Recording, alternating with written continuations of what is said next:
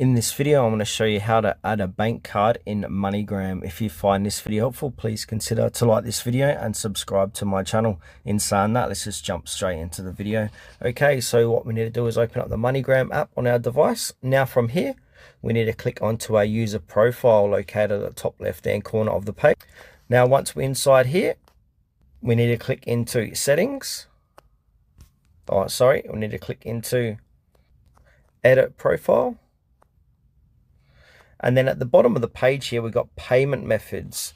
So go ahead and click onto payment methods.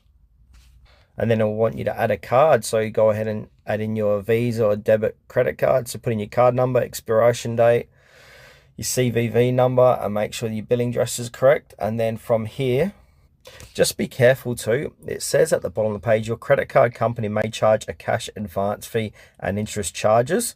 So be mindful of that. And then go ahead and click on add card, and that will go ahead and add that card to your Moneygram account.